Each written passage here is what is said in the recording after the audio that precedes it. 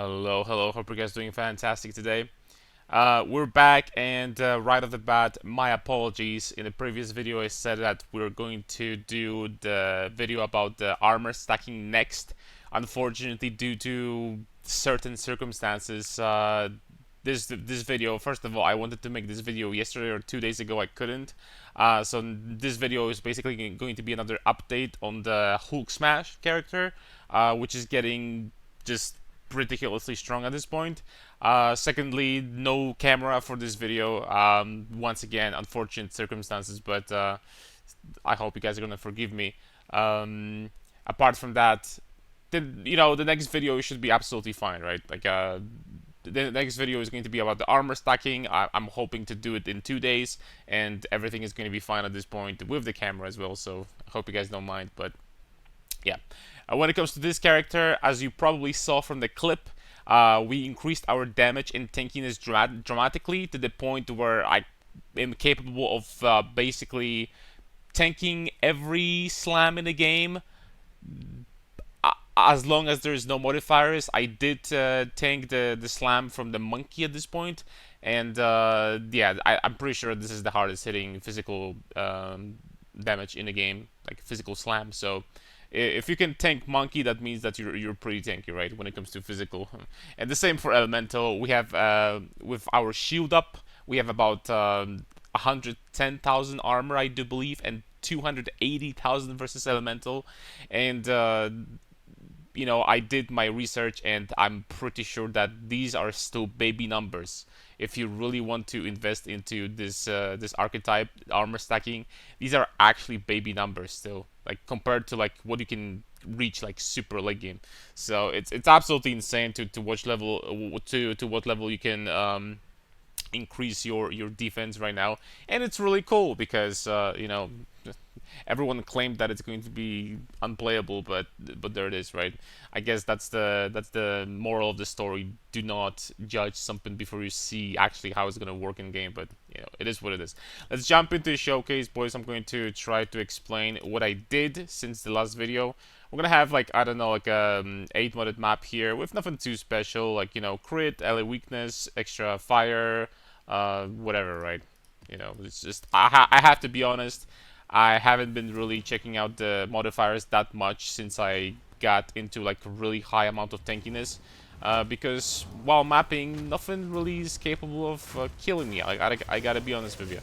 Okay, I have to admit I died once to a drowning orb because I was freaking chat, but drowning orb doesn't count because it always kills you in one hit. So that doesn't count. I'm sorry. It's just it was an embarrassing moment, but sometimes happens, right? If you're live streaming. But what I was not happy with in the last video, generally speaking, not in the last video, but what I was not happy when it comes to this character. In my opinion, the area and the clear speed was not as good as it should have been. That's number one. Number two, I thought that the speed of the character, which kind of like combines into one, right? Because area and speed, generally speaking, making the build faster and making it capable of clearing maps faster is what I wanted to do, and this is exactly what we did. I increased the speed of the character by quite a lot. I invested into some attack speed on my weapons, and I think that this is going to be like a pretty important stat for you to look at as well. But we're gonna get to more details once we get to itemization. When it comes to area, we also increased the area a little bit, and we managed to do that because of two reasons. First of all, the tree got a little bit changed, some small changes to the tree that allowed me to get more area without really any sacrifices. And number two, slightly different gem setup as well. But as I started progressing this character and getting more and more damage, I've realized that I can make some changes, and even though we're gonna lose damage there and there, you can still increase other parts of the build. As you can see, sometimes my HP is actually moving. This is due to the breach, like the big breach monsters that shoot chaos projectiles. These chaos projectiles pretty much always do damage if you don't have any avoidance in your build, and you could say that this is this build's one small weakness, the chaos damage, even though I'm sitting at 75% right now. But this is going to be solved by a secret technology. It's not really secret, right? It's just I'm planning on doing something in the future that's going to eliminate chaos damage as well, and that's going to be really exciting. And I really want to see how this character is going to progress later into like super, like generally speaking, I would love to progress this character like super far, maybe even to a level 100. 100 might be too much, maybe level 99 or something like that, and you know, depending on how much time it's going to take, and really like try to research and like really min-max this armor stacking archetype, because not gonna lie, I have to say I like tankiness in the RPGs probably more than damage, right? Damage is important. You need to solve damage whatever character you're building, because a character without any damage whatsoever is just not going to be feeling that great, right? That being said, I do believe that it's way more cool to be really tanky and like being able to mitigate damage necessarily than just destroying screens, right? It's just this is how I like it. This is how I like to play, and you know, I'm pretty sure that since 0.1 I made like a one character that was pretty focused pretty much only on damage, was One Punch Titan, you know, thematic name I guess, but but other than that, every character that I made was basically focused on being either defensive or well balanced at the very least. So this is just how I like to play. We made many improvements apart from that in different places. For example, I don't know if you were aware of the Abyss Jewel that, for example, blood mages are abusing really hard. But this jewel is also, and I'm using it right now, this jewel is absolutely fantastic for warriors, because I'm going to show you right now what it does. This jewel increases the life costs over here, increases the life cost of your skills, but at the same time gives you very massive regeneration the more life you spend in past 8 seconds. This is great for two reasons. There is a very strong combination. This keystone gives you a very strong combination with the new support gem that they added, that gives you more physical damage the more the skill costs, which is a very strong combo. And generally speaking, I gotta be honest, with all the stuff that they added to the game, even though many people said that, you know, they nerfed Warrior quite hard, I would still say that, you know, the sky is the limit of how hard you can scale the warrior right now. It's just, it's absolutely ridiculous how much damage you can get. From the clip before we saw that I was already hitting Xesht for like, I don't know, what was that, like 5 million or something like that per hit, or something, you know, in that proximity. Trust me when I'm gonna say that this is nothing. This is nothing compared to how hard you can hit. Like, I'm pretty sure, I'm 100% confident that even with this build, and this build, like, we're spending like 60% of our passives or something like that on the defense, on the passive tree. And with this build, you could still one-shot pinnacle bosses, like at the highest difficulty level. Something I didn't mention, that I finished absolutely everything in the game. So pinnacle bosses, including the Uber Arbiter of Ash, first try, and none of these bosses provided any challenge whatsoever, right? It's just, you know, I bet there's gonna be someone in the comments saying that, you know, it almost feels too boring, but it is what it is, right? So this is the map. This was the map without the boss. But the boss would just get one shot, so you know, I guess that's not really, that wouldn't be really a great showcase. So so that's how the character is looking right now. I like the improvements I did. We improved the speed, we improved the AOE, the tankiness getting even higher than before. So you know, all the good things. And let's jump into real quick, because I'm not going to be going over everything. I'm just going to go over the changes that I made, the most important ones.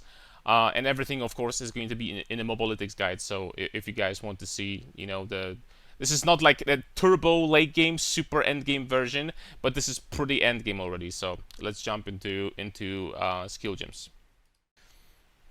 All right. So when it comes to skill gems, the most important change, obviously, is that for the support skills, they're pretty much the same, all of them. I think I made some small change to armor breaker, and that's it. Nothing too important, right? But the most important thing is that our Bone Shatter and Shield Wall now are sitting at 5 supports, so perfect jewelers. And yeah, it's only level 19. It's not even level 20. This one is level 20, and the gem setup has changed a little bit. So what I mean by that, Atalui's Bloodletting is the new support that they added this patch, and it's absolutely crazy, strong, overpowered. It is overpowered. There's nothing to say. There's two overpowered gems right now. There is this one, and there is the support gem that inverts the resistances of monsters. This one is absolutely insane too, because basically you walk up to a boss, like a pinnacle boss or something like that, and instead of 75 resistances, now he has minus 75 resistance. So like very very balanced support, right? On top of that, every time there is a modifier on your map, for example, that gives monsters additional resistances, or they have some mods like that do something like that, all of a sudden this is like actually a penalty for them. So this support is absolutely insane, and this support is also absolutely insane. The Atalui's Bloodletting, because warriors have pretty easy time increasing their skill costs. They quote unquote buffed skill costs, so they don't scale as hard as they used to, but they still scale pretty hard. For example, if you're gonna see my Leap Slam, which is only level 32, and in many of those places, almost all of them actually, I don't have mana cost multipliers, and this Leap Slam already costs 531 life. So like if I, for example, put this thing in there instead, it would already cost 800. So you can scale the cost on your skills very easily and very quickly as a warrior. And the damage bonus you're gonna get from Atalui's Bloodletting is very very high. The thing is that many people ask me, you absolutely don't need that. I didn't have that earlier, right? This support doesn't do that much until you have a lot bonus 2+ melee skills, right? Because obviously the skill level is going to increase and the mana cost is going to increase. But this is just a more damage support, and the build is completely and utterly, it's going to function completely well without the support. You're just gonna exchange that for something else, right? For a different support. So this in Bone Shatter, and here's the thing, I don't think you need two of them for your clearing ability and for shield wall for your single target. What I've been doing basically is I've been exchanging them every time I'm fighting a boss. All I do is like open my inventory, boom. It takes literally a second, right? You just exchange the gems and boom, you're done, right? You're fighting the boss, you're exchanging them, boom, again. Oh. That would be a disaster if I deleted this skill right now, by the way. But but all you gotta do is just to exchange them, like from Bone Shatter to Shield Wall and vice versa, and for the most part you're pretty much good, right? And that's what I've been doing. That's what I recommend if you have your hands on one of those. And then the setup for the Bone Shatter, I do believe, is exactly the same as it was before. So basically a 6-link, and I added Atalui's Bloodletting for a huge amount of extra damage. Apart from that, Shield Wall has, assuming that this is the correct setup, of course Atalui's, because it's insane on Shield Wall, does like more than double damage, right? And then in close combat, Overextend, Brutality, and Heft. You might be surprised, I do Overextend now over, I believe, Critical Weakness, which gives you 40% more damage when the supported skill will break enemy's armor, and it will consume broken armor. The reason why I decided to skip this completely is because there is this clunky part of Shield Wall that when you put the wall on the boss, the fragment of the wall is going to consume the fully broken armor, and then after the wall is going to explode, you're not going to get the 40% more damage bonus, right? So basically you would need to, every time you put this ability down, you use this ability, you would need to like kind of try to like not hit the boss with it at the same time. And of course for some bosses this is completely impossible. And for some bosses, they're going to move and they're going to walk into it, and you're going to consume this fully broken armor. It's just going to, in my opinion, overall, it wasn't very consistent. The damage bonus was absolutely insane, right? If it actually goes off, sure. But I don't think it's worth it for additional 20% more damage to use that every time when you can't benefit from that 20% more damage every time. So instead, I'm just using Overextend. 30% more critical damage bonus works totally fine. The skill has mana cost multiplier. You want to basically get supports that always give you mana cost multiplier, right? Because even though normally my tooltip wouldn't change at all, for example, if I would use close combat because it's conditional, so my tooltip wouldn't change. Just because it has 120% cost multiplier, it goes like this, boom. Just because it has cost multiplier, it gives me 10% more damage. Right? This is all thanks to Ataluis, right? So this is how strong it is, right? So these support gems, basically, the rest is borderline the same. Excuse me, I did some changes to Leap Slam. With Holy Descent now, every time you land, you get the Consecrated Ground effect, and that gives you massive amount of regeneration on top of that 50% reduction against curses. Curses are pretty painful this patch. They buffed them back again to 30%, so everything you can do basically for free to reduce the curse effect is going to be very welcome. And this will also dramatically help against damage over time zones and stuff like that, because it's very, very easy to get something like 5, 6, 700 life regen per second with tiniest bit of investment. And after that, you're just good, right? You just sleep slam all the time. The zone over here is really large, so all you gotta do is just sleep slam all the time, and you have this bonus basically constantly. So that feels great. And then rapid attacks. Keep in mind that if you have very low budget and you don't have good weapons, just use rapid attacks 2 instead of 3. Because I'm using 3 because my leap slam actually does too much damage, and I'm actually looking for ways to reduce its damage. So, you know, 10% increased attack speed at the same time, why not? And the same for stun 3, right? Less damage for more stun build up. I think these work really well together if you want to remove the damage from Leap Slam, not to kill white monsters in a single hit. You don't want to be killing monsters with Leap Slam. You want to be exploding them with Bone Shatter. And then Magnified Area and Brink. And that's pretty much the most important changes.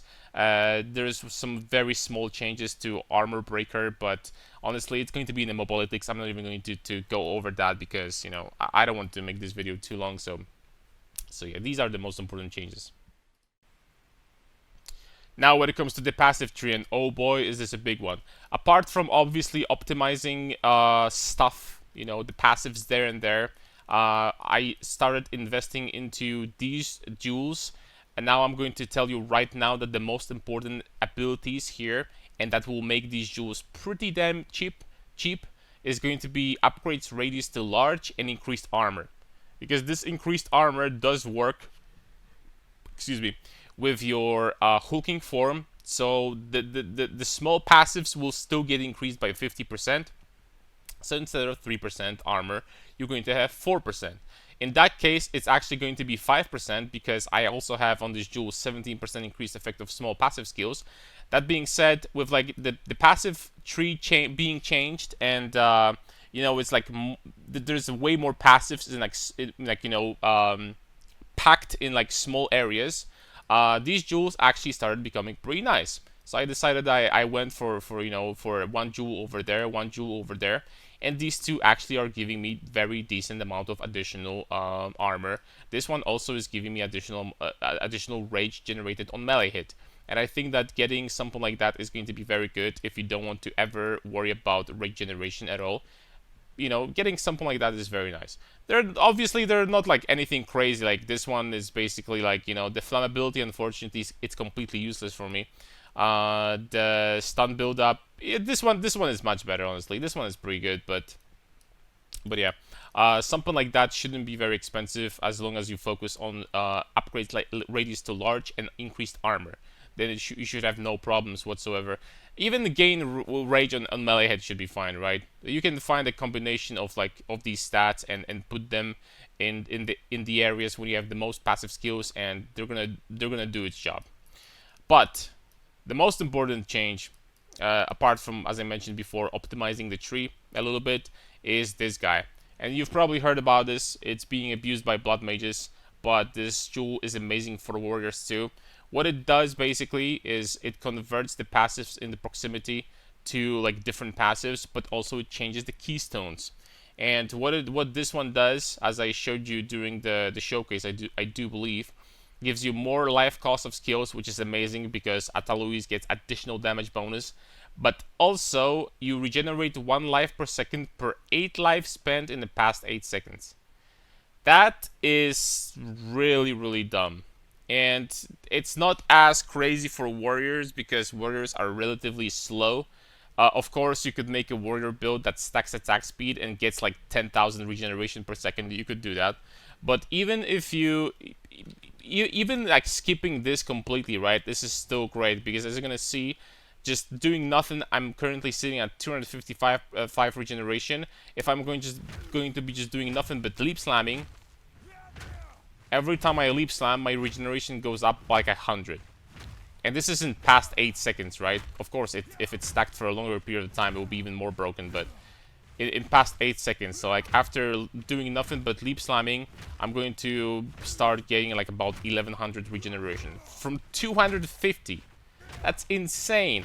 And here is the best part. If I started really stacking the mana the mana cost, right? And if I started stacking the mana multiplier and like, you know, juicing the mana cost, which is going to be life cost after blood magic, as hard as possible, and on top of that, if I invested into some regeneration nodes, this would get so silly so fast. And you know, this jewel is definitely going to get nerfed next league, so next patch. So not I don't mean that, you know, next patch in like a week or two. I mean like, you know, in 4 months or something like that, right? So just use it, guys. I know it's expensive because this version. Keep in mind that you need to have Tech Rod. It needs to be glorifying the defilement of blah blah blah blah blah in tribute to Tech Rod. If it's going to be something else, it's not going to work. It's going to give you a different keystone. It has to be this one exactly, right? And then you just, you know, allocate it this way. I tried to figure out the best way to get this to get to this spot without losing too many passive points, and I think this one is the most efficient. This also gave us some additional area, by the way, but yeah, this jewel is like crazy, and it gets even crazier obviously the higher your skill levels are, because it's just the biggest weakness, not the biggest weakness, but many people complain that warriors had too high mana costs. Well, GEG literally turned that into a benefit. It's not a con anymore, it's a pro. It's like, this is just stupid, right? And it's absolutely crazy strong, and we can't abuse it as hard as blood mages, but it's still like 9 out of 10 for us. So, you know, it's crazy. And once again, it gets even stronger the higher your skill levels are. So something to keep in mind, right? Very, very strong. And last but not least, the equipment. For the most part, the equipment looks thematically the same. I've been just optimizing my items really hard. The most important change when it comes to, like, you know, how the weapons are is that I definitely recommend trying to get attack speed on both of them. It doesn't have to be a lot, as long as they're like above like 1.7 attacks per second, or at least 1.6, because that will just increase the speed at which you're going to leap around the map and basically clear maps.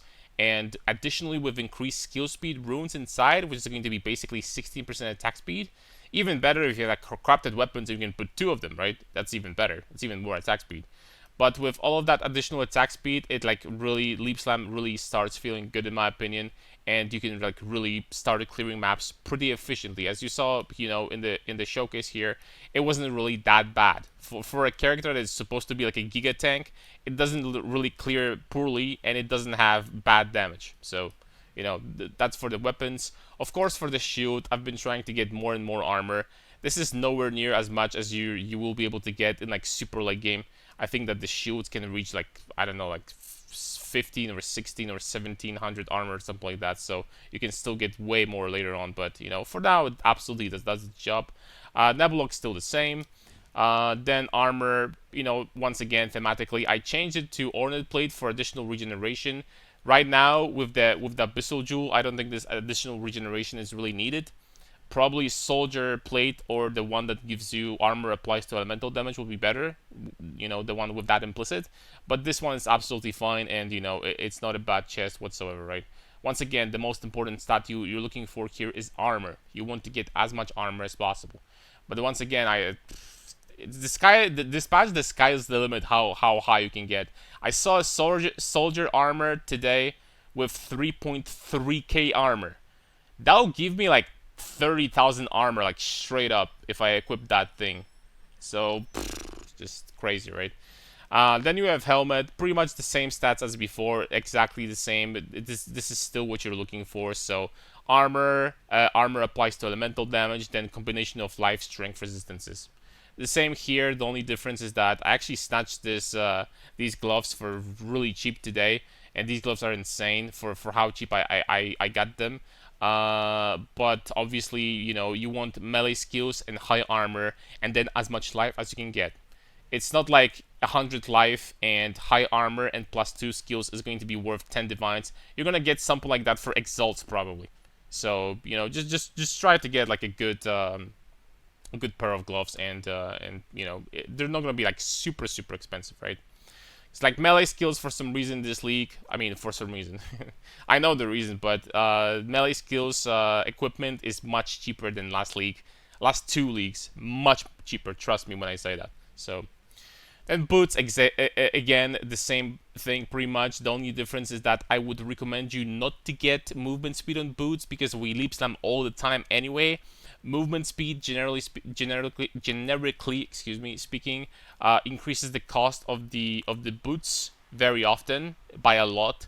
So in my opinion, I've been playing without it, and I don't really feel bad about it. So I would recommend just skipping movement speed completely and putting that extra prefix into armor, for example, right? So like you want to be getting as much armor as possible, obviously. Belt, literally the same thing as before. It's just armor, life, resistances, right? The same for rings. I specifically use my rings only basically to give me as much res as possible.